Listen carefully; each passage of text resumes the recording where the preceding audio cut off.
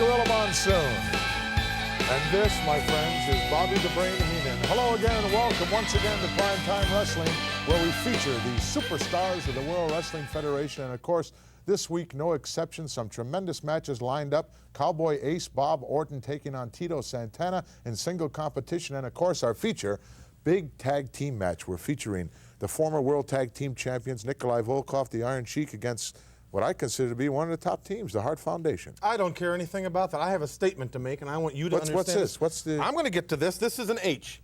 Doesn't stand for Heenan, Hollywood. It stands for host. Now, last week when I was on here, I had a sports coat hand-tailored by Vincent of Beverly Hills for me to wear as host on Primetime. I had on the back of it the lettering H-O-S-T, and for you humanoids out there, that spells host. I didn't hurt anybody. I didn't do nothing malicious. I tried to get my point across. Somehow during the program, wait a minute. You insinuating that I did something to you? Nobody else was out here. Did I lay a hand? No, you didn't, but Gorilla's got long arms. And you were out here with me. There was no one else out here. So all day long, I don't know when it happened, but I kept turning around. There's a big zero on my back. Well, I'm not a zero. I'm Bobby the Brain Heenan. Better check with Mr. Magic. Something happened Mr. Magic, to you. I'm watching you. I don't want to be embarrassed by anybody. I come out here out of the kindness of my heart to try to add something to professional wrestling. Try to tell it like it is. That's what we want you to do. We want you to contribute something. Host, you see that? Host. At least you showed up on time this week. First match coming up this week from the Boston Garden, leaping Lanny Poffo taking on notorious Mr. X. Let's go to the ringside right now. I'm not turning around. I'm watching you. You're not turning? This match is one fall with a 20-minute time limit. First from parts unknown, weighing 228 pounds, Mr. X.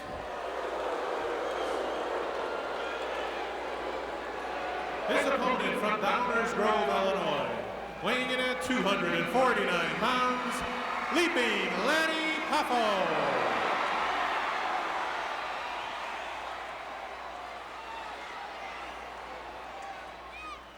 And Mr. Poffo has a poem which he would like to recite for this evening. Lord Alfred Hayes is teaming up with his partner Gorilla Monsoon, and the wrestling fans rely on every word. We're in the Boston Gardens. It's the very happy home of the Celtics and a man named Larry Bird. Oh, Larry Bird, indeed. Poet laureate of the World Wrestling Federation, leaping Lanny Poffo in this World Wrestling Federation matchup against Mr. X. Yes, and Lanny Poffo, isn't he just an incredible character? If you took a slice of the people in wrestling, or the wrestlers themselves, you cover practically every part of the social strata there is, of the intelligentsia, and the dummies as well. Truer words were never spoken.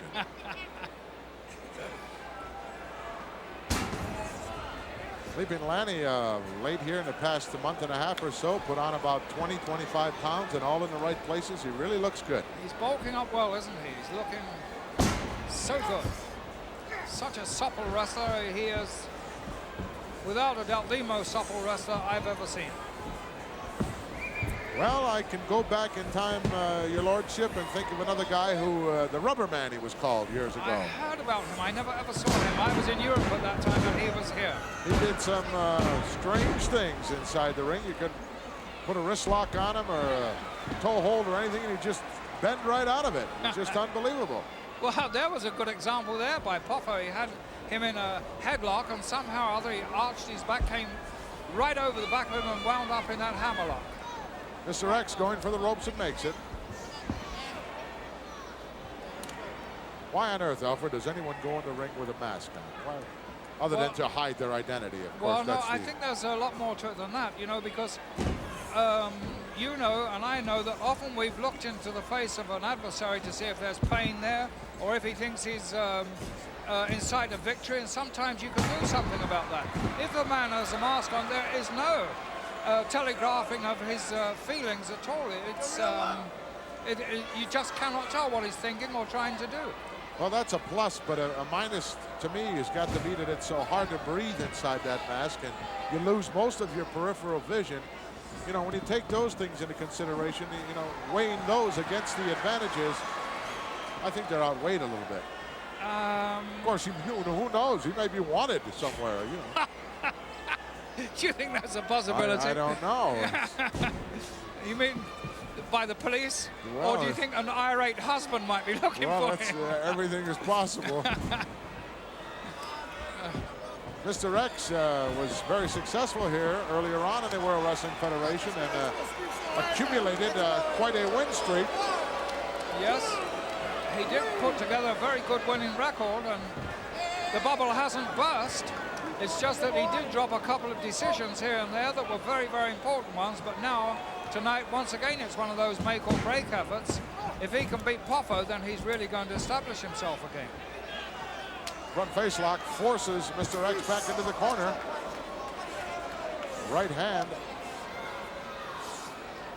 Right to the jaw area. You see, now there is an example there. You can't really tell whether that man is hurt or not. He's got a mask on, and although he's making those actions as if he might be hurt, he may be feigning that, and there's nothing to tell of. Absolutely true. Complaining to the referee about the clenched fist. Oh, there's a couple of your own. How's that? That evens the score up.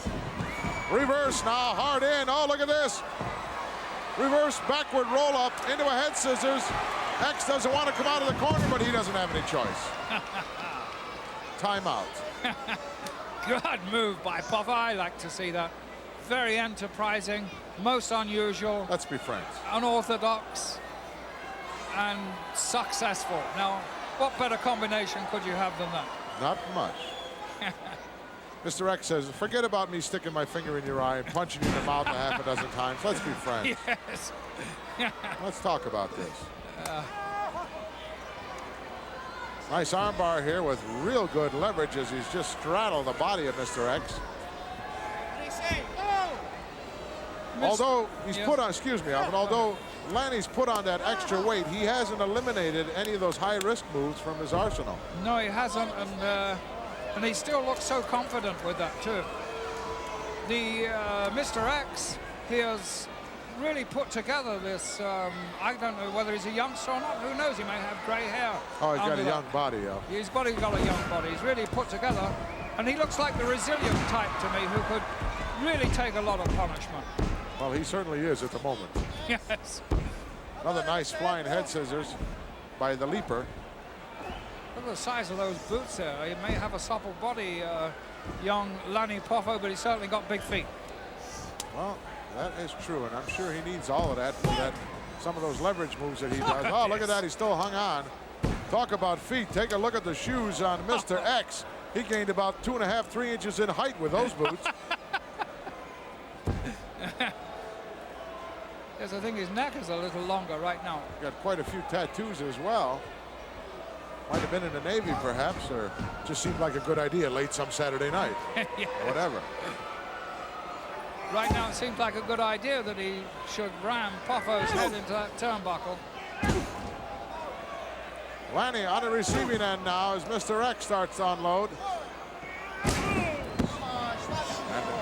the leaper is down. But you can bet not out. A lot of weight going into those blows to the body. Look out. Irish whip in. Caught him with a nice knee. Caught him nicely. Right in the midsection there and turned Lanny over. Where's he going? A 180. He's going. Oh, look at that move. Oh, nobody home, but very impressive move by Mr. X. Takes a lot of balance and leverage to do that. Unfortunately, there was nobody home when it came down. It takes a lot of, as you say, balance, but it took too much time as well because Lanny was gone. And Lanny tell him, get up, I want to give you some more. Well, you better have your man in a very compromising position when you attempt to move like that, Alfred, because it could be disaster. Yes. And I just hate to see Lanny as a youngster there being distracted by that mask because he was trying to untie it, and now look what's happened to him. Another advantage of the mask, Gorilla. Yes, no question.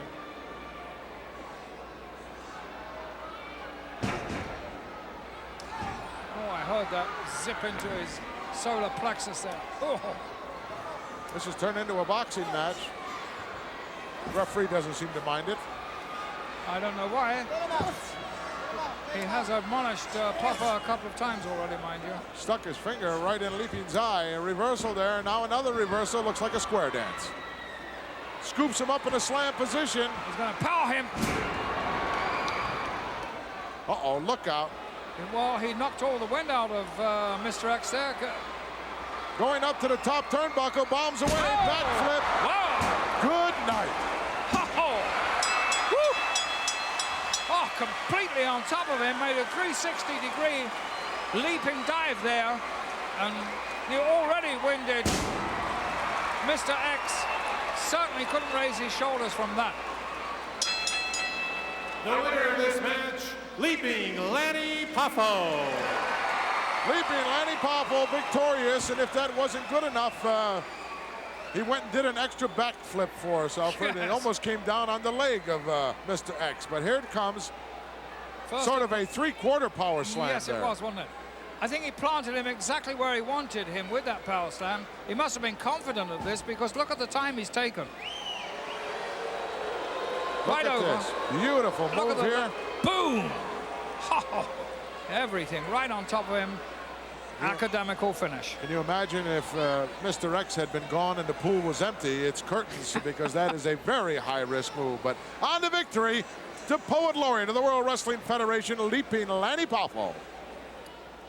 Still doing those extremely high... You weren't watching the match? No.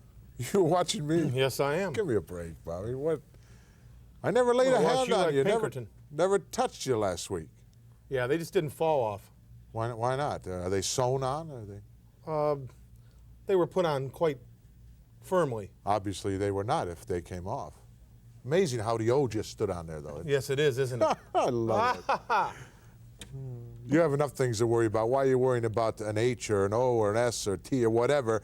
You've got the machines to think about. You've got Captain Lou to think about. You got Jack Tunney, the president of the World Wrestling Federation, on your case. I have a phone that will be here in a few short minutes, and I'm waiting for a call from Jack Tunney. Oh, well, I hope it doesn't take as long as the last call that you attempted to make to Kay Kopowitz of the USA Network.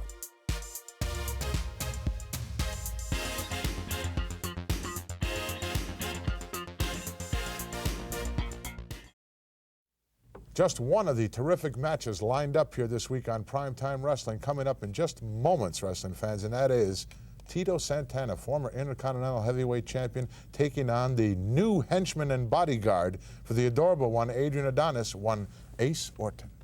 Should be a client. Are you waiting for it? You expecting Well, a I'm call? busy. I can't concern myself with Ace or Santana. I've got to wait for the phone to ring, and I've got to watch you. Well, let's go down to ringside right now, wrestling fans, in the Boston Garden for this tremendous classic. City, This way. weighing 248 pounds, Ace Cowboy Bob Orton.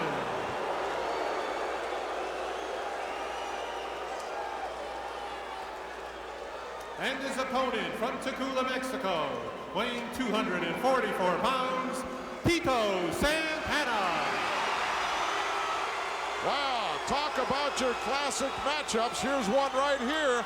Former Intercontinental Heavyweight Champion Tito Santana and the new bodyguard of the adorable one, Adrian Adonis, Ace Orton.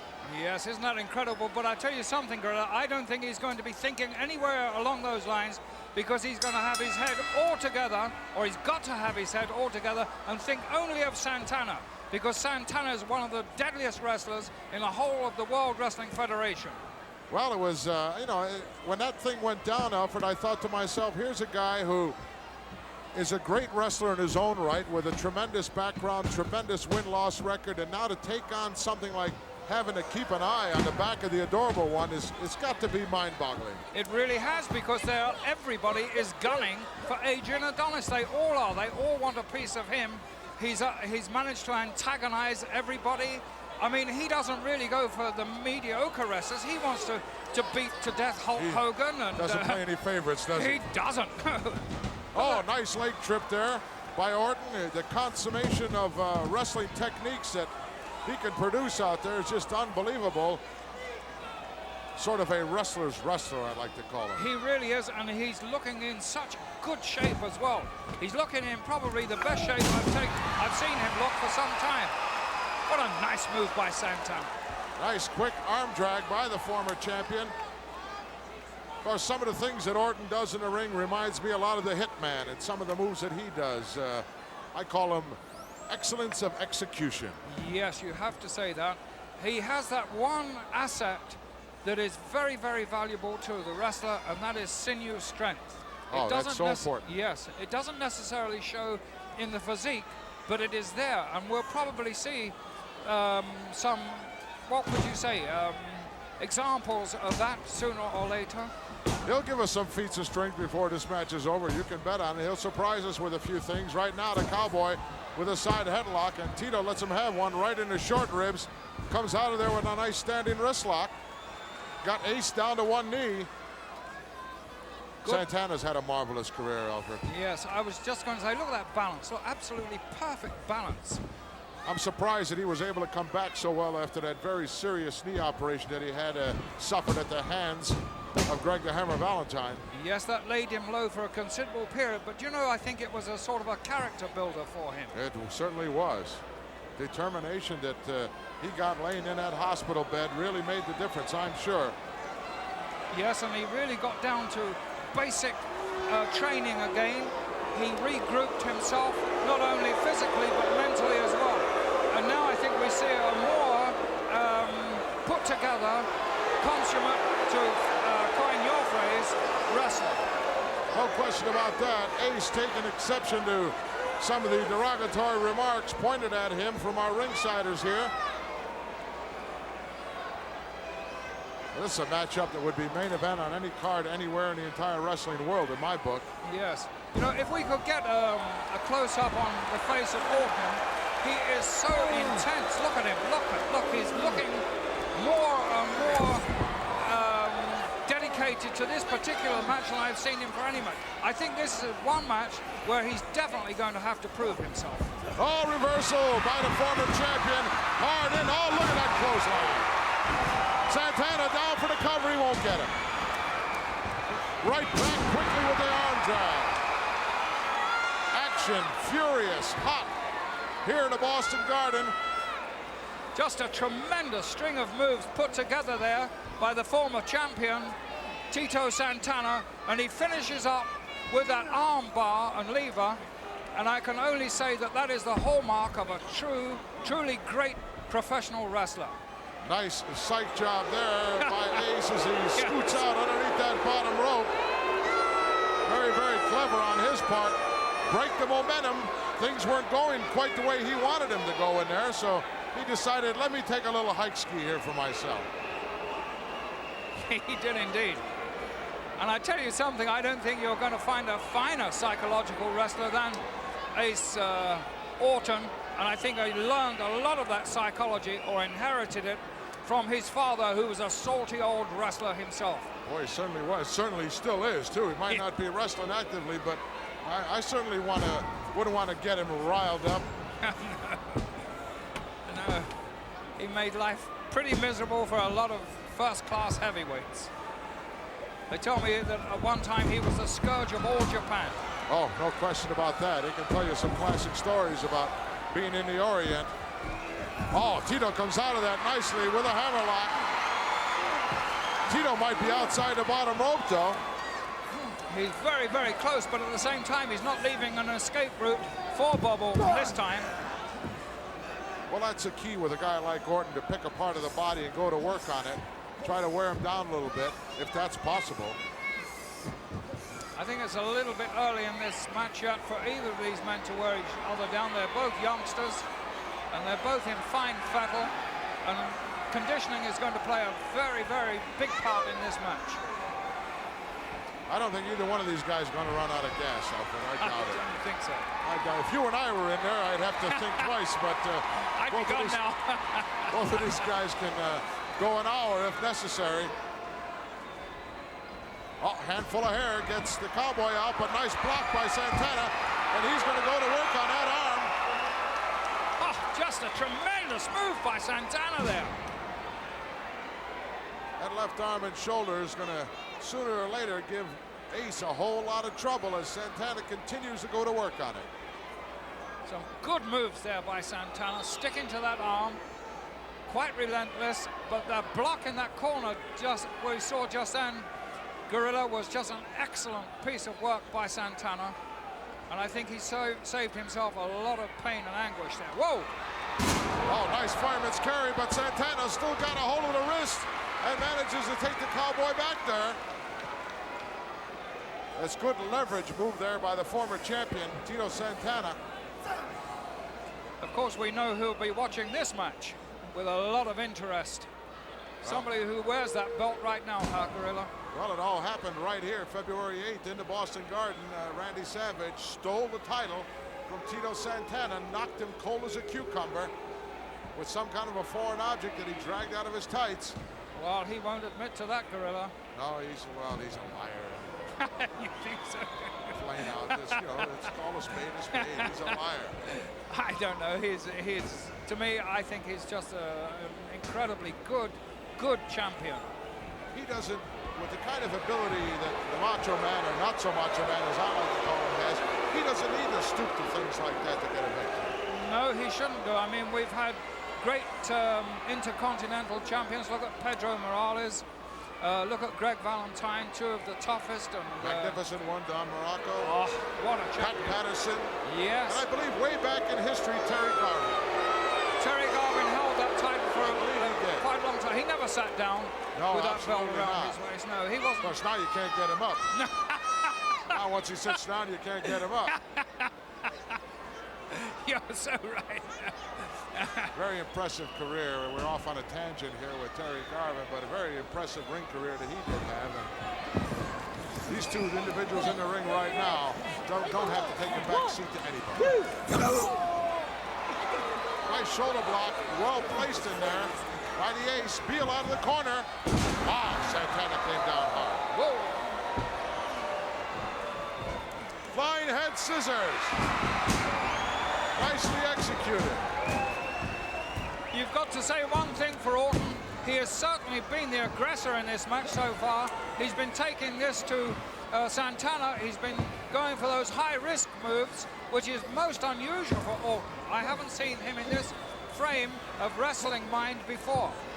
Well, maybe the new transition, the new job that he has as personal bodyguard to the adorable one. Yes, he's maybe another that's high-risk done wrestler. something to him. Yes, Adonis is definitely a high-risk wrestler. He's not one who'll sit back and wait for his opponent to make mistakes. Look at all. Orton keeps countering with the head scissors. Santana got out of there nicely, but only for a split second.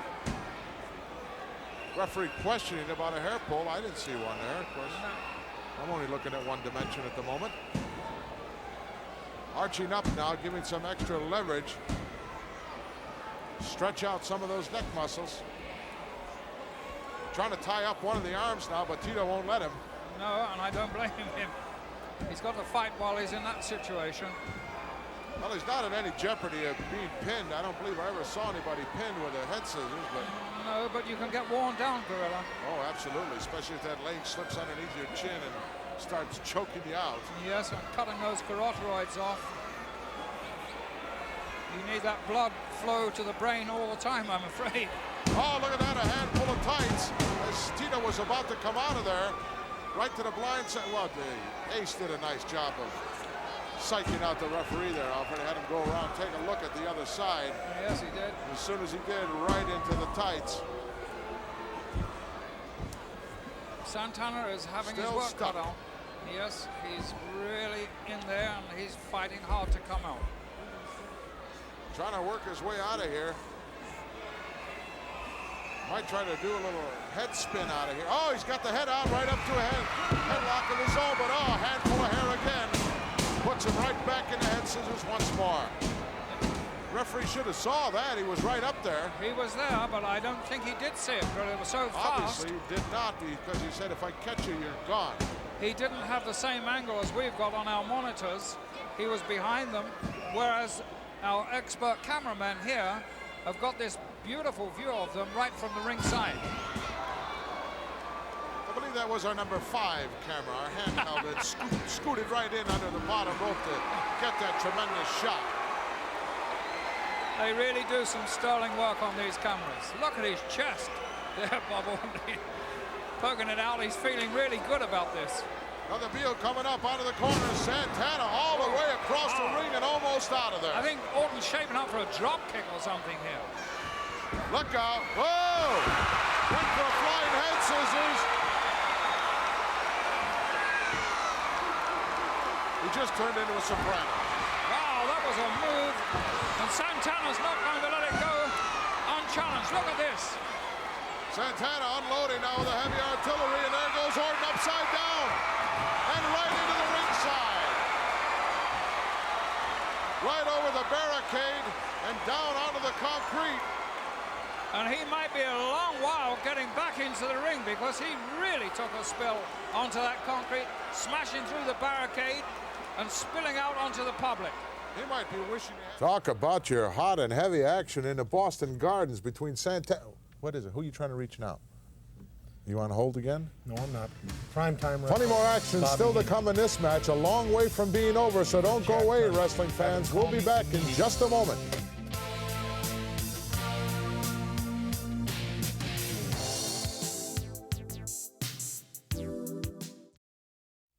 Wow, hot and heavy action in Beantown. You weren't in attendance to see that one, Bobby, but that was a classic. That will go down in the annals of wrestling history. One of the best matches of all time for sure. In fact, let's go right now, wrestling fans, to some more of it. This way. No. Some kind of a bodyguard of his own right at this point in time. Well, it's a good job the police scorer there. Oh, Santana, not wasting any time, comes right out after him. I was going to make sure he gets back in. He wants him inside. He doesn't want any kind of a count out. Santana wants that 1, 2, 3 that is so important. Look at him. Look out, though. You got to watch this, Orton. Just when you think you got him, right where you want him, you find out that he's got you. No. He's got Nice double leg hook, down 2 count out. Surprised he didn't go for the figure 4 there, Alfred. Yes, I am, in a way. I thought that's what he was going to go for. But as I said before, he wants to try and get that 1, 2, 3 in the record book because it is so impressive. If you can get a man down and out and so stunned that he can't shift those shoulders, you have shown absolutely clearly that you are a victor. Well, a lot of guys had that thought in mind when they stepped in the ring with Ace Orton. However, it didn't work out that way. No. One tough cookie here in the World Wrestling Federation, as is all the top wrestling talent. This is the mecca, of course, for all professional wrestling. The World Wrestling Federation, the Rolls Royce, if you would, of professional wrestling. I love that choice of phraseology there, the Rolls Royce of wrestling. I love it. Well, you know, the caliber of talent that you have to have right now just to get into the World Wrestling Federation is humongous. It really is, and it's getting tougher, tougher, and tougher all the time. But we've got some very enterprising youngsters in now. As we've said before, they're young lions and they're hungry. They're making their way, and these 2 men in the ring at the moment are only youngsters. Well, Santana's had that championship belt around his waist and is, in my own mind, it's just a question of time until some kind of gold is around the waist of the cowboy. Uh-oh, look at this. It turned into a fisticuffs match right between the eyes. Sends a former champion down to the canvas. Fans getting on the case of Orton. Orton in full command at the moment, but that could easily change, of course. Irish whip in, look out. Oh, he put his head down. Oh, backslide, who's going to get it? Santana got it, could be all over though. And Santana right back to that left arm and shoulder that he was so successful with earlier on. That backslide could have went either way there. It looked that way in the beginning, but Santana is a master of leverage, and he got down low enough to slip the cowboy over his back, and he had him there for a very good 2, maybe 2.5. And I think right now the effect of him working continuously on that left arm is beginning to show. Oh, it's certainly going to take its toll. Look at that, driving the knee right down into the bicep area. Now using a wrist for a little leverage lock here. In fact, Bob Orton distinctly looking uncomfortable at the moment. Oh, I'm glad I retired. Whenever I see things like that going on in the ring. He's got a lot of heart, though, Orton. I don't believe the word submission is in his vocabulary, Alfred. I don't think you'd have to, you know, you'd have to take him really out. Oh! Oh! atomic drop right out of nowhere. That's what we talked about earlier. Just when you think you got Orton where you want him, he unloads with something just like that. That was such a good move on Orton's part there, because there was no doubt about it. Santana was right in control of that match at that moment. Now, short whip in. Nobody there. He rammed a steel post, I think, shoulder first. Santana going to the outside. He's still looking for that arm. Drags it right across the steel turnbuckle. Gorilla, one thing astonishes me, that Orton is trying these high-risk moves. Why do you think he's doing that? Well, he knows he's not going to be able to take out a former Intercontinental Champion with something conventional, so he's going to have to go to the book, go to the well, and drag out something very unorthodox if he wants to put away Santana. But right now, that left arm and shoulder is in a whole heap of trouble. Yes. Gorilla Monsoon with Lord Alfred Hayes here in the Boston Garden, where all the banners are hanging down, 16 of them, showing you what the Boston Celtics are all about. What a sensational organization the whole of that body is. Oh, look at that leverage move as he sends Santana out to the concrete floor. Just another weapon in his arsenal. He might have come down on the back of his head as well. And Orton coming right out after him. It appears that Orton knows a few moves that definitely are not in the book, and he's using them here tonight. Look at this. Going to use him as a ramrod. Right into the support railing surrounding the ring here. This may be all she wrote for the former champion. He's got Excedrin headache number 5 right now. Wow, he really has. And the referee is admonishing him. And I think the referee is going to have to make up his mind here what he's going to do with Bob Orton. He's going to have to take a firmer control of this man.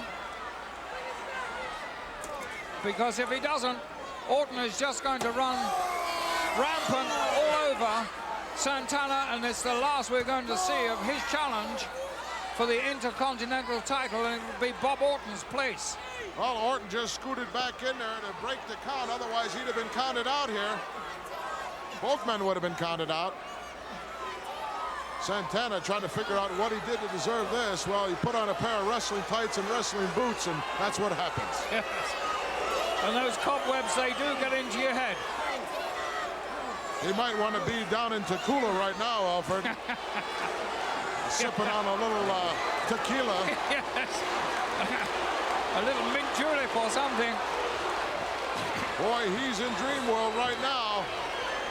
Doesn't know exactly where he is. Orton's going to help him find his way back inside the ring. Isn't that nice? And it might be the hard way too, looking at the way Orton's maneuvering him. It is going to be the hard suplex way. coming up from the outside. Look at the leverage. Oh, look at that. Instead of bringing him in, he just clotheslined him right on that top rope. Took whatever gas he had left in him out of him. Absolutely. It bit right into the abdomen there. Squeezed every cubic centimeter of air out of Santana's body, and he is winded. Well, first it was Santana working on the left arm and shoulder, the cowboy, and now it's Ace, the bodyguard, going to work on the abdomen area of the former champion, Tito Santana. And Tito not looking too good right at this particular moment. Shoots off a right hand, not a whole lot behind it. That's easy to understand. Tito's going to have a tremendous headache. Oh, look at that shot. Oh. I tell you another thing, Gorilla, it shows just how resilient this Orton is, because he was taking a pounding. Whoa, look at that. Whoop. Had to be 2 7/8 count. And Orton rightly claiming that might have been a 3 count. I haven't seen anything that close for a long time. Referee right there. There was no hesitation in the count. However, Tito just managed to get that shoulder out of there, and now the bodyguard's gone to reverse chinlock to wear down Santana just a little bit more. You think with the beating that he's already taken, he could have held the shoulders down of it, but it doesn't work that way, does No, it? well, at the same time, you know, Orton has taken a shellacking as well. And I would imagine that he's waiting for a better opportunity. I don't know of another better opportunity, mind you. Santana fighting to get to his feet here. Unloads with an elbow. Didn't break the hold. That one did. Look out. Tito off the ropes. Oh, look at that. Beautiful move.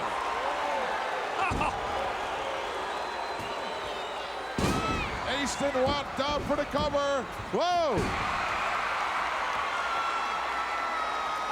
I watched that one specially, but the referee, you were right, he was right on top of it. Absolutely down. Santana kicking out in desperation here. That's a chokehold right there, Alfred. Look at that. He's right underneath the chin. Well, it's difficult to say, but the referee is closer than we are. Stick your hand in there, ref. No, not that hand. Stick the other hand in there. Right at this point in time in this match in the Boston Gardens, Ace Cowboy Bob Orton certainly doing a number on the former Intercontinental Heavyweight Champion Tito Santana, and the Boston fans trying to give that little bit of something extra so Tito can get that adrenaline flow. We'll be right back, wrestling. Bobby Heenan.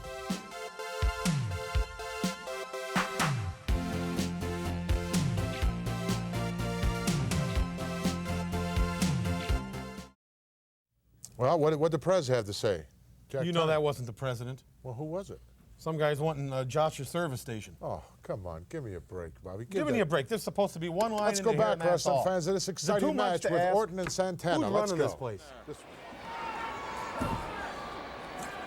As I was going to say, the referee is really close on that. I can only assume that he can see a gap there that we can't from where our vantage point lies. Alfred, I've learned not to assume anything in the world of professional wrestling. Only that you and I are sitting here in the Boston Garden. That is fact. And I don't think we're all that safe here anyway. No. Superhuman effort on the part of Santana here. He's trying to fight his way out of this. And the crowd are right behind him. Well, you can hear the chant going on. It's Tito, and it's getting that adrenaline flowing a little bit in his body. Got that standing wrist lock. The leverage is going his way right now. And Orton telling the referee to watch for my hair. And at the same time, pulls Tito down by the handful of hair. And of course denying that he did that. The referee not too clever. Well, he's good in some areas, but he certainly missed one or two little Got aspects. suckered by that move. Yeah. I mean, you're talking about Bob Orton, who is a master of being able to camouflage what he's doing. Boy, I tell you, that reverse chin lock is taking its toll right now. That wrist and forearm is just pinching off that carotid artery, stopping the flow of blood to the brain. And when that happens, it's good night. It is. But would you notice something there, Grilly? He's actually doing that with his left arm, the one that Santana's been punishing. So obviously he's got that working again. Well, it's not, the question is that it's the weight that he's putting behind it that's giving him the leverage, and not so much the left arm itself. It's that shoulder pressure that's coming down on it. Tito's now trying to fight this thing. Referee hasn't reached in there one time to check and see if, in fact, that is a chokehold. Good move. Drop gets him out momentarily, but Tito's in a whole lot of trouble. Good move by Santana there. And if this doesn't sway the match in his favor, then he's going to lose it. Because now that, well, I don't know what to say here at the moment. Santana is down. Orton was down, but now Orton looks the stronger of the two again. Orton is definitely in better shape than Santana right at this point in time, no question about that. However, Santana did give himself some relief there. Not a great deal. Of course, the championship committee is taking a very close look at this match, Alfred, and the winner here, I think, would be headed for a title shot against Randy Savage, would you Yes, not? I saw several members of the championship committee here earlier. I believe Arnold Skolin has been appointed to that particular committee. I saw him a little while ago, and he certainly knows how to play his cards. Oh, no question about that. The original golden boy of wrestling, Arnold Skolin, in attendance this week here in the Boston Garden. Santana with a short right hand, caught him in the lower abdomen. There's another one.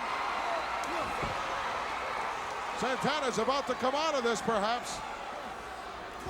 Wow, right in between the eyes. The strategy there by Santana was double him up with a few blows to the midsection and then straighten him up with one to the head. Nicely anticipated by Santana, and now Santana is beginning to get a measure of revenge. Santana going, oh, he's starting to loosen up that leg now, pull those hamstrings out. Now maybe he's going to go for that figure four. Soften it up a bit more. Orton reeling in pain here. Santana goes to work on the left knee. Perhaps setting it up for that figure four. Wow. How quickly the tide can turn. Really. And this is more than a measure of revenge for Santana. There he goes. There he goes. He's got it trapped on. He's got it on right in the center of the ring. Look at Ace trying to get over and reach those ropes. He made it. He made it. Tito's going to have to break the hold. Well, although that hasn't met with this crowd's approval, it was the only thing that Orton could do, and he did it well. Tremendous effort there on the part of Orton to reach those ropes. Santana now is struggling to keep him inside that roped arena, and if he can keep him inside, there's every chance of him scoring a success here, a victory. He's going to spread that leg a little bit and bring all the pressure down on the knee, from the ankle down. Well, you can be sure there was a whole lot of pressure on those lateral collateral ligaments of the knee as Ace Cowboy Bob Orton is just reeling in pain right now. I'm surprised that Tito didn't slap it on again. Well, I can't understand that myself. I can only assume that Tito wants to damage him just a little bit more before he does slap on that figure four, and this time make sure it stays on. Well, with a guy like Orton, sometimes it's best not to take those kind of risks. If you think you got him in a position where you can polish him off, go ahead and do it.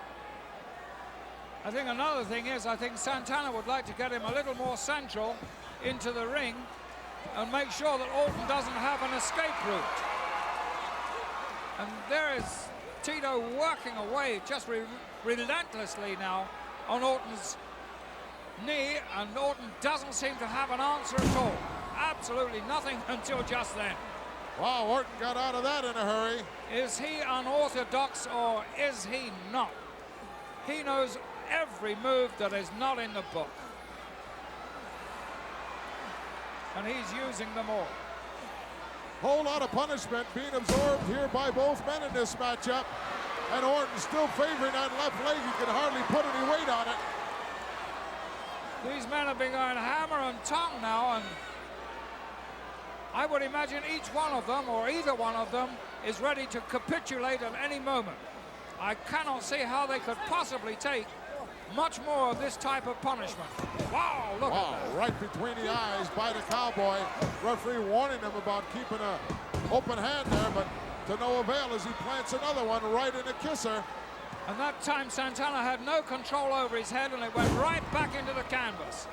And it looked to me as if that was as much damage to him as the blow that Bob Orton gave him.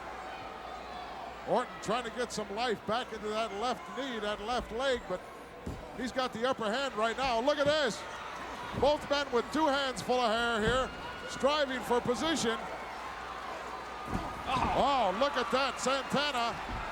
And he caught one again right in his short ribs. He's hurting down there. Now they're exchanging blows left and right. It's a knockdown, drag out affair. Both men slugging it out in the center of the ring. Oh, big right hand as Orton staggers into the turnbuckle. The bell has sounded here. But I don't think Santana heard it. Oh, he doesn't want to hear. Look at him now. This crowd. And no matter what Santana does, Orton seems to be able to absorb it and come back with some of his own. This crowd literally went bananas here. Neither man having been able to establish a precise victory or a confirming victory, and now look what's happened. I believe the time limit has expired on this matchup. The referee goes down again. These two guys have not had enough of each other. Santana wants some more of Orton, whether Orton wants more of him or not. Oh, look at that. Head first into the concrete. He's down, and surely by now he must be out. Orton went out head first down to the concrete. Let's get the official word. Ladies and gentlemen, the time limit has elapsed. The official decision, a draw. A draw. Well, time limit elapsed here. Official decision, a draw. But what a tremendous, outstanding match, and I don't believe it's over yet, Alfred. Oh, definitely not. Look at the look on Orton's face. For Orton, it was a make or break match. He had to win. He said he was ahead on points. He just told that to the referee. But he certainly didn't lose, did he? Definitely not. What a hard-fought battle by these two gladiators. Santana says he wants 5 more minutes. And you know something? He might be ready for 5 more minutes, but I don't think he would last another minute, and neither would Orton.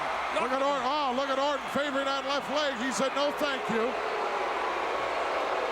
Tremendous matchup here in the Boston Gardens. Gone to the time limit.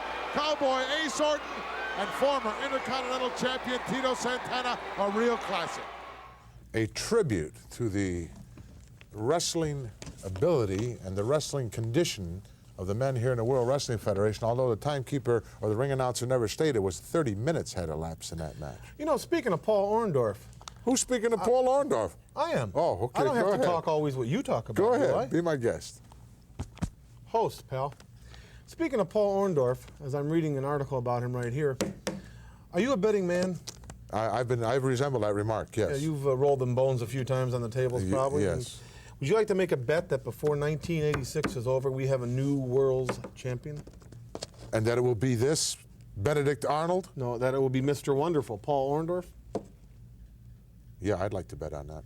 Name the stakes. I'd like to bet on that. But I wouldn't bet with you, though. Right.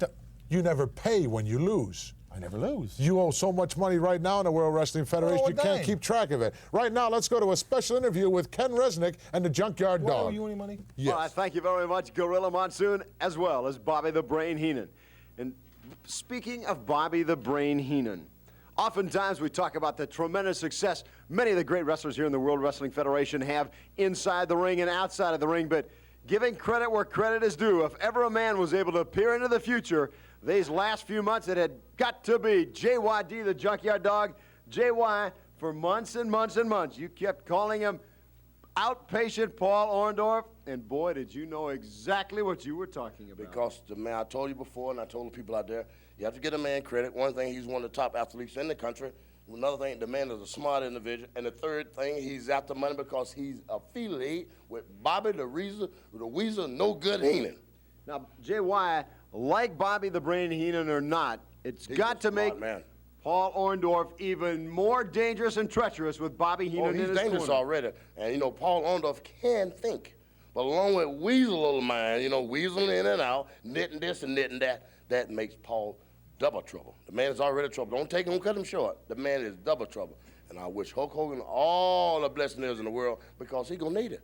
Well, JY, you know the Hulkster as well as I do, and he is not about to let that score go unsettled. That's going to be the fight of the century, brother. Believe me, because he's the man, and Orndorff definitely is the man. Now, JY, not to change the subject, but I understand, of course, you travel all over the world, but you've got one trip coming up that I know you're looking forward to, and perhaps you'd give our viewing audience a hint as just where you're going. Well, first of all, I'm calling the Dog Tour of '86. I'm hitting first down there. Hello, hello. You know what that is, don't you? You better believe it. And then I'm going ugga, on down in the bottom country, and then straight down and I'm straight. And I'll see you later. Aloha. He is a JYD. Rest assured. Now stay with us. We'll be back with more Prime Time.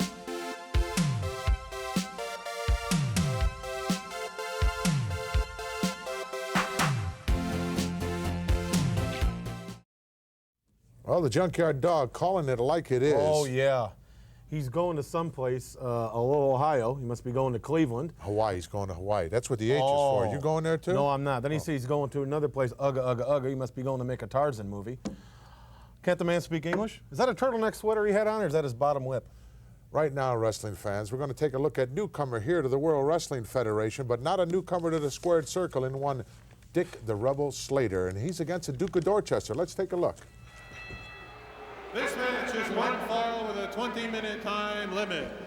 First from Dorchester, Massachusetts, weighing 240 pounds, the Duke of Dorchester, Pete Doherty.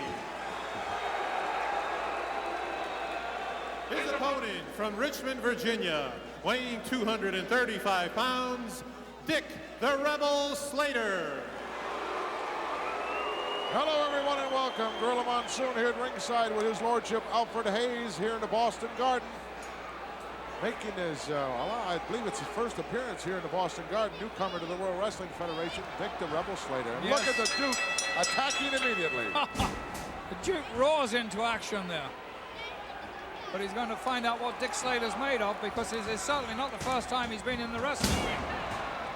Newcomer only here to the World Wrestling Federation, not to the squared circle, as you can readily see. And the Duke tried to roll out and clothesline himself on the bottom rope. Take a look at that kisser. Would you say he was bizarre, or is there some other word to describe him? Well, he missed about 6 shock treatments, I think. And otherwise, he'd have been all right. 1, 2, 3. Putting that right arm over the bottom rope. Makes Slater break the hold. Nice single leg pick by the Duke. Pete Doherty. It looks like the Duke has put on a little bit of weight recently as well there in the top part of his torso. His wrestling expertise leaves a lot maybe to be desired, but his physical conditioning doesn't. Well, no one ever questioned his athletic ability or his physical conditioning, only whether there was any lights on in the balcony. Do you think there's anybody upstairs? No, the lights are on, but there's nobody home. Oh, look at that, right over the top rope and down hard to the concrete, and Slater right out after him. Oh, did he go out after him too? Oh, look at this, atomic drop. Oh, on the concrete. Would you say he's in pain, Alfred? I would definitely say by the sound of it, he's in a lot of pain, and I can understand why. Slater is a very, very powerful wrestler, and I think he's going to make short work of the Duke of Dorchester if he can. He's out to impress.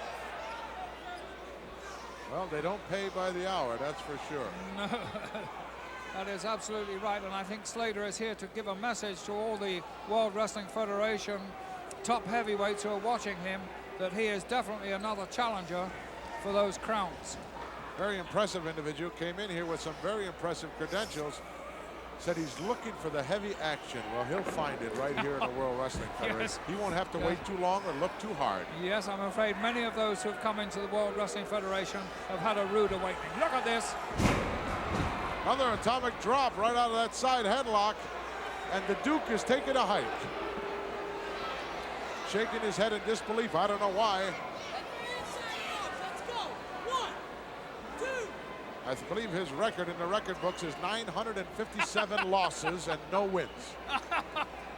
And the Duke said the first time he wins a match, he's going to retire forever from professional wrestling. His dream will have come true. Yes. If it was 957, I think it's due to be 958. In Nice. the not too distant future. Reverse neck breaker there by the Rebel. Incidentally, the Rebel is not being put off at all or psyched out, not a little bit at all, by what the Duke of Dorchester is getting up to in the ring there. His antics certainly haven't scared the Rebel. Absolutely not, and I don't believe they ever will. Might be biting on the forearm here, hard to tell from our vantage point, but he forced him into the corner anyway, and now look at this. Some lefts and rights, some knees, an Irish whip coming out of the corner, and the Rebel hard, a head snap back there. Look out, nobody home. Oh, right down on the back of the head. That might help him. Yes, and he jackknifed himself on both those knees, came up, I think, and hit his chin. Snapmare, oh, look at that. Trying to rearrange the facial expression of the Duke of Dorchester. He's trying to make him look a little more handsome, do you think? Uh-oh. Good move here. Oh, spinning neck breaker. Dropped him right down on the back of his cranium. Could be all over. Not quite. No, there's a lot more in the old dog here. Look at the Duke here. He can take some punishment, this man. Oh, put his head down. And he can dish it out too. Mistake made by the Rebel. Can't take your eyes off a guy when you fling him in like that. Going for a backdrop, you got to keep your head up. Oh, look at the look on the Duke's face. The wind was knocked right out of him there. I'm afraid his concentration span isn't too good. He's about had it right here, right for the pickings. Duke looking for the door. He wants out of there. He doesn't know where he is. He did 2 360s there and still finished up getting his head rammed into the turnbuckle. Looking for the guy with the white coats. To maybe help him out here. I think that kick was a little bit low there. He caught Slater coming in. Irish whip in now, look out.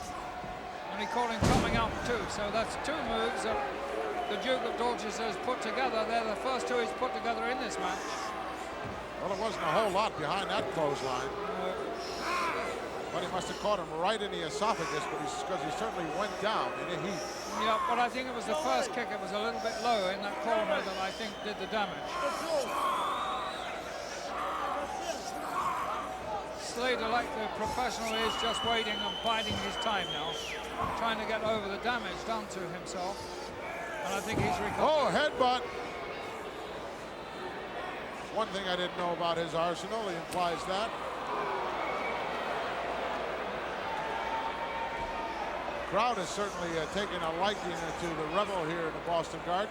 Yes, they like his rugged methods. On a snapmare, look at the Duke wide open here. Whoa, excuse me.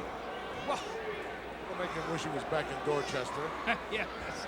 I think right now what the Rebel is doing is just showing that he can perform these moves with ease, but he didn't. Well, he telegraphed that one from a long way away. Uh-oh, Duke going to the outside. He's saying, I got him right where I want him. Here's my big opportunity to get on the winning track. Too late. The Duke screaming no, but he's going anyway. Oh, shook the whole of the stadium. And the Rebel now going up. And look at the Duke, he's on his feet already. Flying elbow right to the cranium, hooks one leg over, got the leverage, goodbye.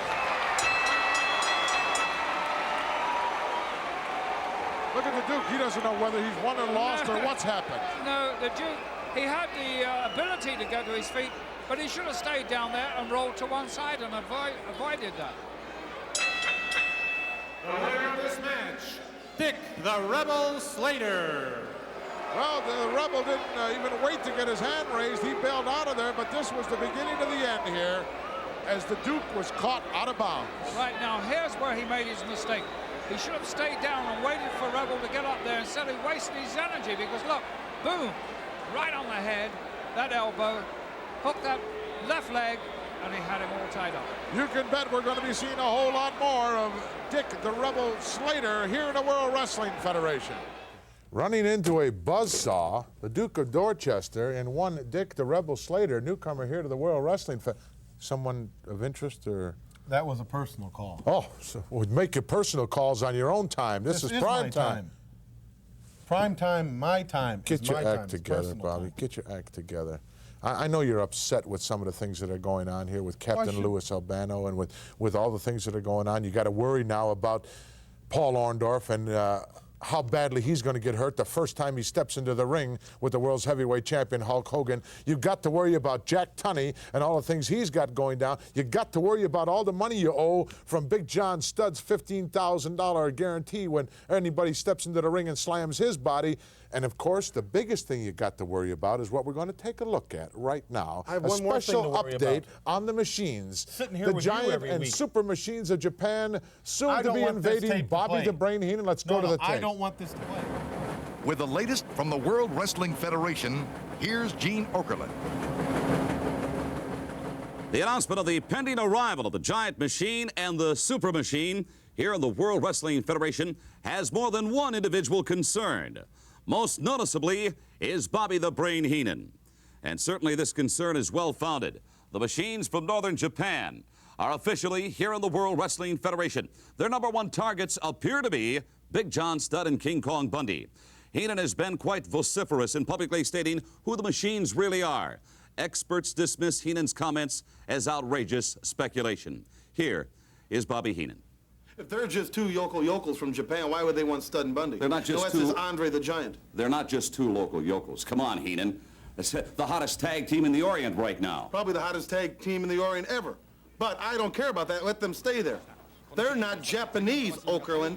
They are not Japanese. It is Andre the Giant and some 6'5", 310-pound stooge he's got running with him. And obviously, I can't prove it to you or anybody else because you're too ignorant and you're too dumb to pay attention. What? But yes, you heard. What? You're too ignorant and you're too dumb to pay attention. But you know how we're going to prove it to everybody? This man and Stud are going to rip those masks right off their face, and then they're going back to Japan or wherever they want to go to. It is evident the machines are here to stay. The Super Machine is well over 250 pounds, while the Giant Machine weighs in excess of 500 pounds and stands well over 7 feet tall. Fans, do watch out. The masked machines have arrived here at the World Wrestling Federation. For Update, I'm Tito. Well, you said one truthful thing, that you can't prove it. And you can't prove it. I can prove it. Why don't you then? I have proved it. I've told you and everybody else. Well, why isn't he suspended for life? Because that's what Jack Tunney I'm waiting for that call.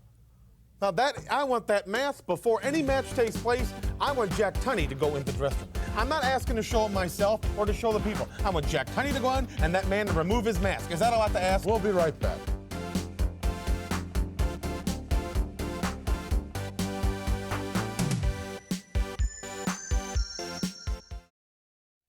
We're back, wrestling fans, and as always, TNT bringing all kinds of surprises here to the World Wrestling Federation. In fact, in this TNT piece that we're about to see, I believe that Mr. Fuji, Bobby, is he not trying to add some people to his stable?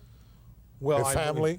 Can I call him family? I don't know what you can call him. He's Japanese. You know so much about Japanese. You I know a yourself. great deal about Japanese. Right now, let's go to a special TNT piece with Mr. Fuji and friends. Minnow eater.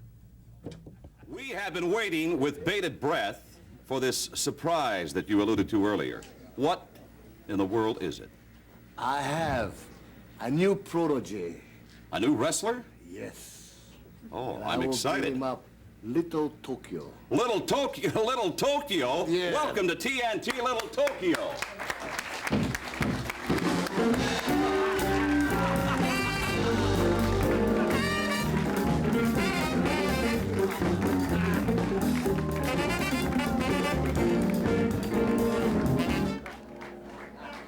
Well, Little Tokyo, I've known this man for a number of years. Do you think we could stand them up side by side there? Please, yes. Let's do a little comparison shopping here. Comparison there, my word. Just look at those two. What a team to draw to. Well, Mr. Fuji, you have some big plans for your new man here? Oh, great plan for his wrestling career. I will make nothing but money, boy, son. You'll be very happy. I will dress you up in the finest clothes and everything. Welcome back, by the way, Little Tokyo, to the World Wrestling Federation. Good to see you again. You're looking fine. I'm okay. You're okay? Yeah. I see. Do you feel comfortable in that tuxedo, or do you feel you might be a little overdressed? Okay. You feel okay? Everything okay. Everything is okay. Speaking of okay, now Mr. Fuji The hat looks okay too, doesn't Yes, the hat looks very good. Mr. Fuji had just mentioned he's going to make you a lot of money. How much of the money do you get? He has enough. Look, he's little one, so he just has to eat little food. I think all his financial very good. Money-wise, I take care.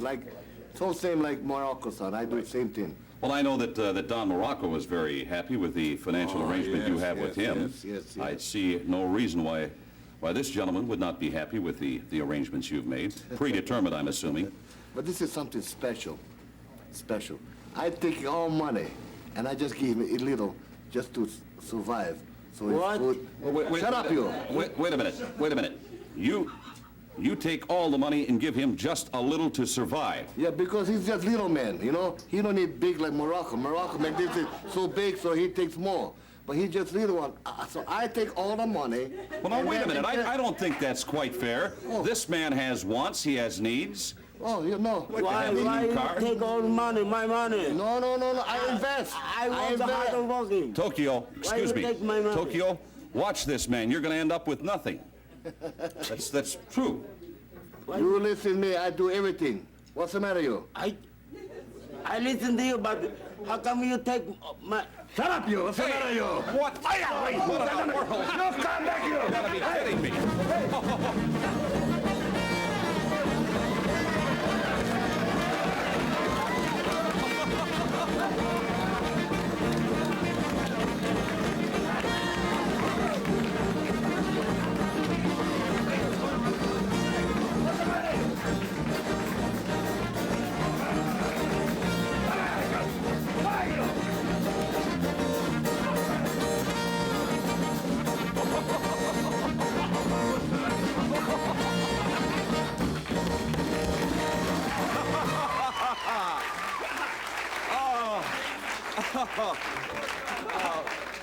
Lord Alfred, I don't know what to tell you.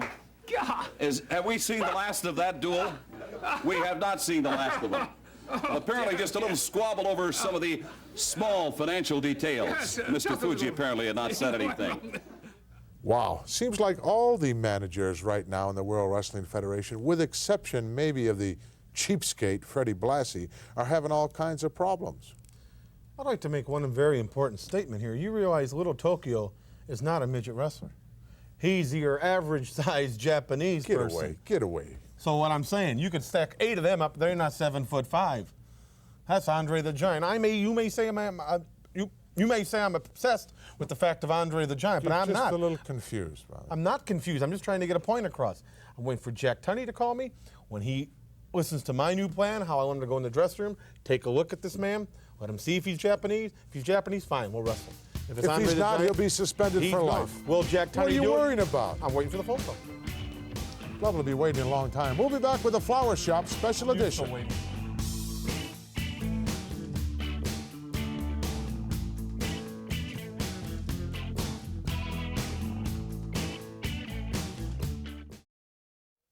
Well, wrestling fans, lots of exciting and important things happening on the adorable one, Adrian Adonis's Flower Shop, and he's got a whole host of folks with him this week, including the Iron Sheik, Nikolai Volov. In fact, all the members, Hercules Hernandez, of Freddie Blassie's army, now that has gone halfway.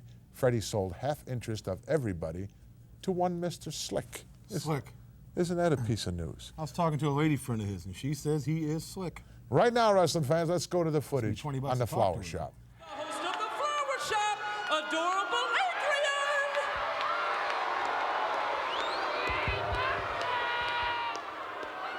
Adrian's gonna be out here in just a moment. You see, we had to put his mic. There he is! There he is! I want to tell you people something. You're all inconsiderate, but tonight I'm going to have the most considerate people on. Mr. Blassie, the Iron Sheik, co-manager Slick, Mr. Volov, and Hercules. What's the trouble? You told me, hey, Fluffy, anytime I wanted to come here, I could come here, and now I want to talk with you, Fluffy. Well, I owe this time to these people right here, and I'll find some time for you later, okay? Wait, you call these people? I mean, first of all, where did you get those lips, huh? They're lovely lips. Lips like pedals, huh? Bicycle pedals. I want to apologize to each and every one of you great athletes. Wait a minute. Who in the heck is that guy? That is Roddy Piper, the most rudest individual there is in professional. Wait a minute, let me tell you something, Roddy Piper. You better be glad that you walked out of here when you did, you goof, because I'll slap the fire right out of you. You better be glad I'm a church member. You've heard it on the Flower Shop. Ladies and gentlemen, the rudeness will go down. Slick in a whole lot of trouble if he starts fooling around with one Roddy Piper. I don't know why Roddy even... Well, maybe that's Jack Tunney. Maybe. Bobby Heenan. We'll find out. Mr. Wonderful, how you doing? Oh, yeah. Same old trouble. Sure, be glad to. Be glad to. Yeah, you do it. It's for you. Benedict? Yes. Now you're going to see him put in his place. Yes. I'm not going to sit out here anymore and be talked to like this by You what? anybody. You are very rudely mistaken. You are in for a very, very rude awakening. You're going to do what? No way, shape, or form will you ever do that, my friend. Highly unlikely. Personally, I don't give a damn about you or the brain. Ah, jeez. We certainly don't need any phone calls like that from anyone, including the Benedict Arnold of the wrestling world. Stay with us, wrestling fans. We'll be right back.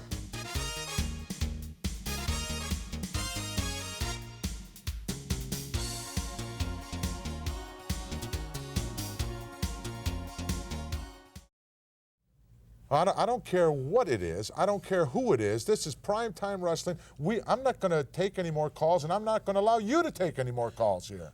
I'm going to take all the calls I want. Highly unlikely. Highly unlikely, nothing. Highly unlikely. I've got an investment in this man. I'm trying to get through to Jack Tunney. I'm trying to handle things properly. I would have taken a call from Jack Tunney. I'm not going to take a call from Benedict Arnold. Well, then you smashed my hand with the phone. If he was here, or Bundy was here, team match, Paul Roma and SD Jones in action. Let's go down to ringside. Aren't they out of the ratings by now? That foundation has never gone up against them. They are definitely not out of the ratings. You can go to the bank of that. Oh, slam by Carabello. I think they're very good in their own respect, but I don't know if they'd sign up with the foundation. Well, how would the foundation fare against a team like King Kong Bundy and Big John Studd? Contemplate that for a while. Yeah, real cute. Look at this now. Roma showing us that power. And Carabello looking to get back to his corner to make the tag to Terry Gibbs, but it's not going to happen. Suplex coming up. Well executed. Almost as well as the Hitman. Not quite. I call him, if you've listened to any of the broadcasts, Anvil, I refer to the Hitman as the man who just executes with perfection. He is good, isn't he? Yes, he is. He is good, yes. Yeah. We like him at the foundation. I'm sure you do. Of course, still at the helm, at the realm of the foundation, one Jimmy Hart, is he not? Yes, he is. He's the captain. Tag made, SD Jones, and right out again, another quick tag made. Terry Gibbs on the receiving end of an arm wringer there. Oh, and I got him out of that in a hurry. That wasn't actually a gouge. It wasn't. It appeared that way to me, James. Of course, I've been known to not see things clearly all the time. A lot of people have been correcting me of late. You know, they talk about the pretty boys in professional wrestling. As a prime example is Garabello. Gino Garabello. Yes, and Gibbs, a prime example of two good-looking young wrestlers. You mean as opposed to a Paul Roma? Yeah. You call him good-looking? A chump like that, a bodybuilder? I don't think he has any trouble getting a date for Saturday night. Look at the illegal punches by SD. Just look. SD looking for a suplex of his own right here. Oh, snapped it over. Shades of the Dynamite Kid. Holding the trunks. Look at that. SD Jones going to work on Terry Gibbs now on the outside. Referee having a rough time. Big left hand, right hand missed there by Gino once again. Atomic drop. Gino won't be sitting down too well for the next week or two. I see some unorthodox things go down inside the ring when the Hart Foundation is in there as well, Jim. Some of those double team things that you do are not exactly kosher. Would you agree or disagree with that? At the foundation, we go take a lot of time going over the rule book and doing everything to the book. Exactly. I figured that would be the kind of answer I'd get.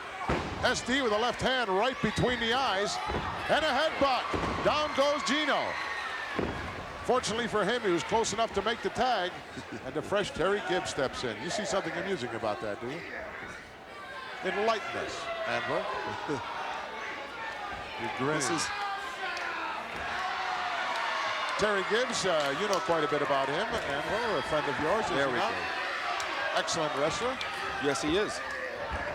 Here they go. Slingshot, right to the lower abdomen, big right hand. Anvil certainly liked that move. Another quick tag made, and Carabello. I don't agree with that. Carabello took quite a beating in there, and he's only been out for a few seconds, and Gibbs tagged him right back in again. Look out, big backdrop. Oh, that'll knock the wind out of you. Tag team action here in the World Wrestling Federation. Gorilla Monsoon along with Jim the Anvil Neidhart Here in the broadcast position, S.D. Jones and Paul Roma might be looking to sign a contract with the name of the Hart Foundation on it very shortly. Oh, I would welcome that wholeheartedly. I'm sure you would. Oh, look at this. Double team effort. Wait. Over, slammed his partner Wait a right minute. down on top of Carvello. This one is history. Wait just a minute. What happened, Jim? Did you see something go wrong in there? That was extremely illegal. In the tag team, only one man in the arena. Well, there's a 5 count involved. Let's One get man in the ring. word.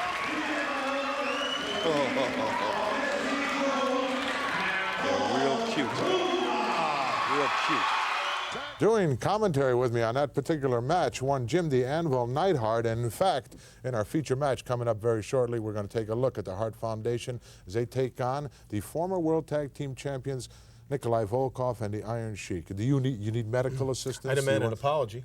An apology? Yes. An apology for what? I For never laid having a that hand on you. Goofball calling me? I never laid a hand on you. I never You touched struck, you either. You struck me with the phone.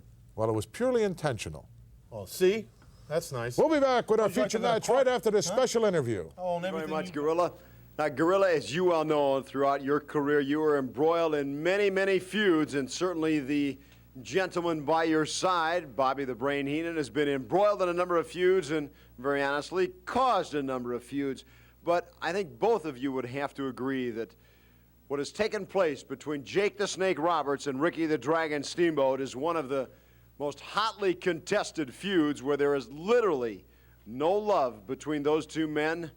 That an understatement. And Ricky, these last few months, the fans know it well. It started on Saturday night's main event. It continued right on national television when you brought out the Creature feature. And certainly nothing has been settled between you and the Snake. Nothing has really been settled, Kenny. You know something, when you talk about feuds, as I heard earlier, you think back and you think about so-and-so and so-and-so, like a wrestler that hurt so-and-so's ribs with a bear hug. A man put a figure 4 on the individual's leg and tore his knee out. You know, but with all these type of injuries, you also hear about and you read about in the wrestling magazines in reports that after the injury, so-and-so has come back stronger than ever. So-and-so is healed. He's 110%. Now, I'm not going to get up here and make excuses for what happened to me. I'll be the first person to admit to you and to everybody out there that when there was a time that I got my butt kicked, brother, I got it kicked. You know, the man was just better than me.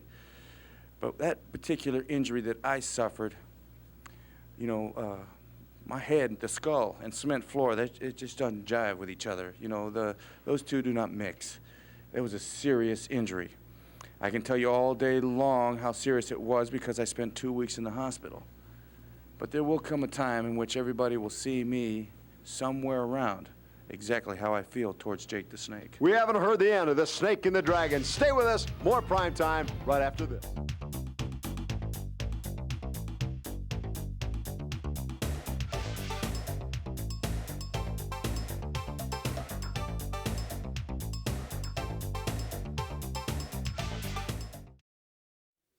Well, we're back, wrestling fans, and as you can see, the crybaby has disappeared again, maybe permanently. Let's hope. But our feature match coming up, tremendous tag team action. Former World Wrestling Federation tag team champions Nikolai Volkov and the Iron Sheik meeting one of the top teams here in the top 3 in the World Wrestling Federation, the Hart Foundation, a real test to see who, in fact, will be deemed #1 challenger for the British Bulldogs. Let's go to ringside right now. This is a special tag team attraction, one fall with a 30-minute time limit. First, I'd like to introduce the manager, the world-renowned Doctor of Style, Slick. And he represents from Iran, weighing 258 pounds, the Iron Sheik. And from Russia, weighing 313 pounds, Nikolai Volkov. And team number 2, the Hart Foundation. From Calgary, Canada, weighing 235 pounds, Bret the Hitman Hart. his partner from Reno, Nevada, weighing 280 pounds, Jim the Anvil Neidhart. Are you people shut up and respect the Russia?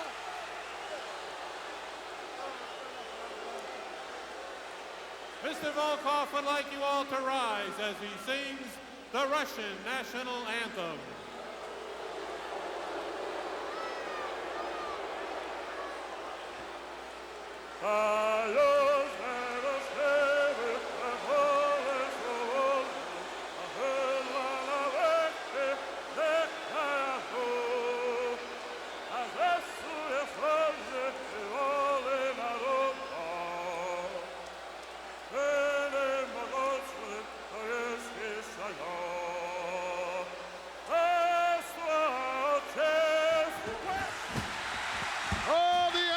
Taking exception to the Russian national anthem, and pandemonium broken loose here in the Boston Garden. Gorilla Monsoon along with Alfred Hayes, and what a matchup this is going to be. Oh, this is one I've looked forward to for such a long time, and look at the way it started. This is just excitement upon excitement. Anvil wasted no time there. He was really antagonized by the singing of the Russian national anthem, and he let Volkov have it. I think it's the first time I've ever heard cheers gone up for the Hart Foundation from this crowd here in the Boston Garden, or any arena for that matter, but they're in there with the former champions Nikolai Volkov and the Iron Sheik under the tutelage of their new manager, Slick. Yes, I've never seen Slick before, so you're going to have to fill me in on some of his history and what he's attempting to achieve. Alfred, the entire wrestling world is cognizant of the fact that the cheapskate, Freddie Blassie, sold half of his interest in his entire stable to Slick. Well, I'm blessed. Now, I never would have thought that would have happened, ever, knowing Blassie. He must have got a pretty good price. A ton of money. Oh, the big Russian with shoulder blocks, sending the hitman down. Oh, look at the cartwheel. Oh. Check out the cartwheel. Look out. The hitman down in front. Watch out. Beautiful drop kick. Sends a big Russian down to the canvas. There's the tag made to the Sheik. Volkov tasted some of Bret Hart's magic there and decided to give his tag team partner a chance to have some of that for himself. You can bet that the winner of this matchup will definitely be in line for a title shot at the reigning world champions, the British Bulldogs, Dynamite Kid and Davey Boy Smith. Whoa! Good move by Hart. Look at that. And Sheik, the former world heavyweight champion, clean over the top ropes, and he looks to be in considerable agony. Oh, Slick over there checking him out. Beautiful maneuver on the part of the hitman, who I'd like to say has excellence of execution.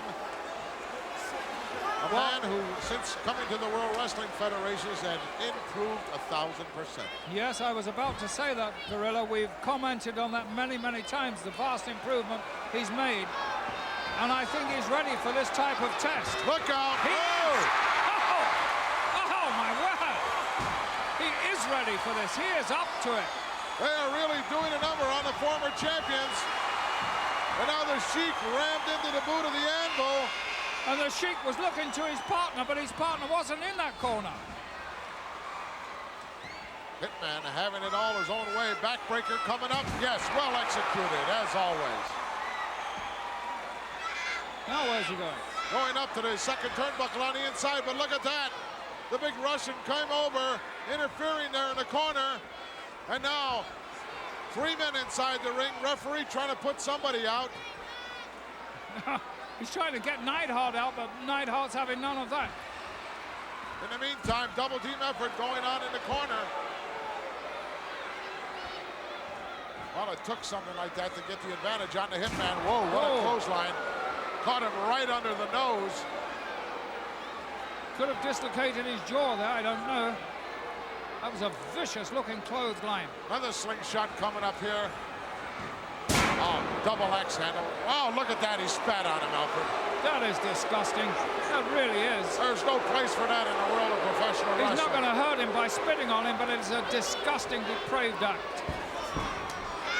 Now the Hitman in the wrong part of town as he's feeling the wrath of the former World Tag Team Champions, Nikolai Volkov and the Iron Sheik. The Anvil yet to get legally involved in this match, Alfred. Really, and when he does come in, I bet he comes in with a vengeance, because Bret Hart, who started off so magnificently, is now beginning to feel the wrath of the Iranian and the Russian. Oh, nice sunset flip, cut the leg. Look at the referee being distracted here. His shoulders are down. Could have had an easy 3 count, maybe a 10 count. Give me a break, ref. The action with Slick in attendance, but unfortunately, the mouth of the South definitely not. Oh, you're back. Yes, I'm back. What, did you turn into a bag man now? No, I didn't turn into a bag. I had to go get some ice. Plenty of action in this particular tag team matchup, wrestling fans, and we're going to be bringing you this I hope match you're proud of yourself, in its entirety in just a moment, regardless of the physical injuries. We'll be back. Taking you to court.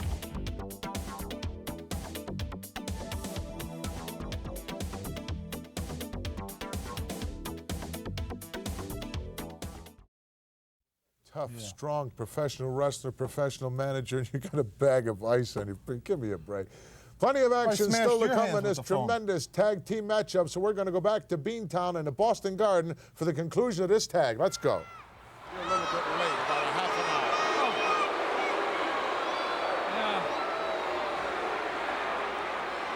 And we'll get in on the referee's case as well. In the meantime, the big Russian steps out, an abdominal stretch slapped on by the Sheik. I can see that Slick didn't only buy half the interest from Blassie, he bought a half of his sneaky moves as well. Not going to be successful with this move. No way, shape, or form. Doesn't have that left leg anchored around there. And the Hitman's going to come out of here. There we go. Oh, nice quick elbow, but the Sheik the goner. Sheik must have moved really quick there because Bret Hart was coming in like an express train. Gut wrench suplex coming up. Oh, forced him down into the mat canvas. And Bret Hart really feeling that. Oh, the Sheik here going for the camel clutch. Got those arms back, whips it on right in the center of the ring. And he's got him there. The Anvil stepping in. He knows it's curtains if he doesn't. Well, that's 1 for 1 because they had them pinned the other time, as you said, for half an hour almost. Score's all tied now. Right. Another suplex coming up here on Hart. We'll see how resilient he is after this. Oh, nice block by Bret. 2 blocks. Oh, wow. Got him up. Oh. He needs to make a tag to the Anvil here.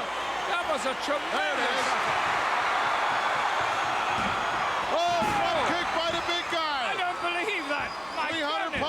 Up in the air, but he runs right into the tag. Quick tag made there to Nikolai. Oh, he blocked that shot and a roundhouse right of his own. And look at this, 3 men inside the ring now. Double knocker by the Anvil.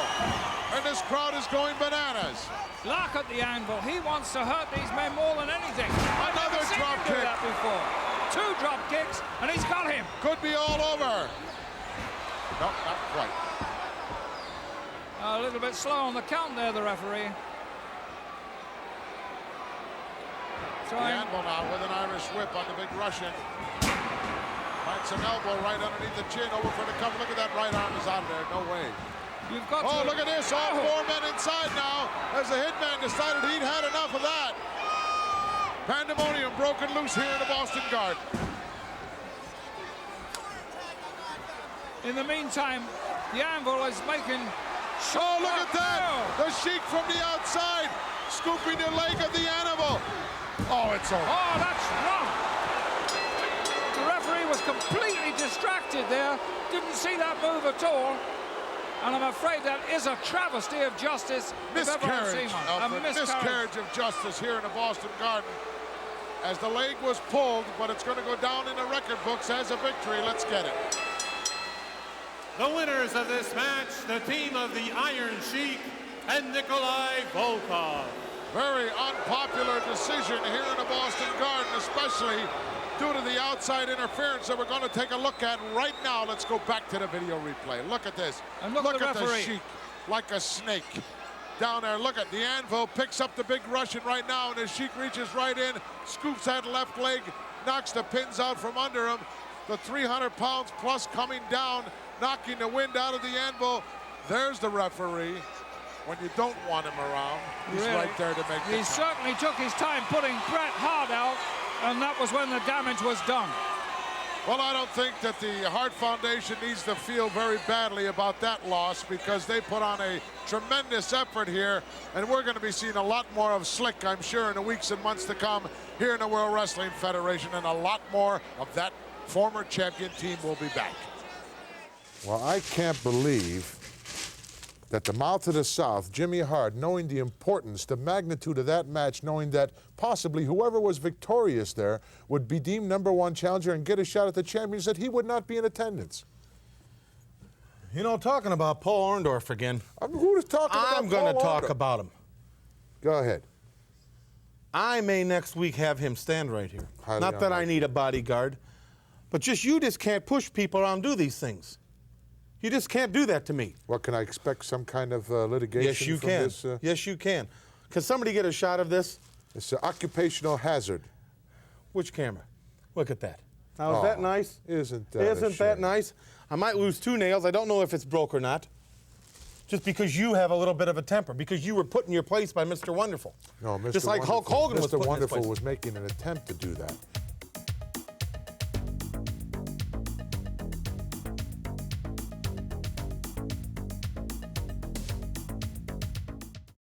You're gonna have to do this whole thing. Wow, this is unbelievable. Look at you, got water coming from everywhere. There's water, don't you? Bobby the Brain Heenan I doesn't can't have help enough brains to put ice in a bag that doesn't have any How holes did I know in this it? would be a primetime bag? Oh, Let me tell you something. Last week I was out here. You tried to tear all the lettering off my coat and embarrass me. This week, Paul Orndorff puts you in your place, and what do? You retaliate because he isn't here, so you smash my hand with a telephone. Well, I'm going to tell you something, Monsoon. I'm going to get on the phone with my attorneys, and whatever you have, your Rolex, your diamonds, your home, everything you got, is going to belong to me, pal. Jeez, I'm It's gonna really belong to scared me. to death. You really worried me. I won't be able to sleep for the next week or so. Suppose Jack Tunney calls you while you're making this call to your lawyers. Oh, wait a What minute. then? Suppose Jack tries to call you Hold right on now, the just a minute. president. of If the Jack Tunney called, floor What? man, I'm going to hang up here. Oh, you tell good. me if the phone rings. I am going to go use the payphone. Oh, good. Take a hike. Get out.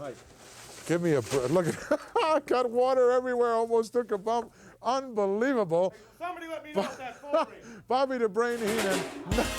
He went down. Not too smart. Gorilla Monsoon. Say, oh, there it goes. That's probably Jack right now. So long, everybody. Till next time.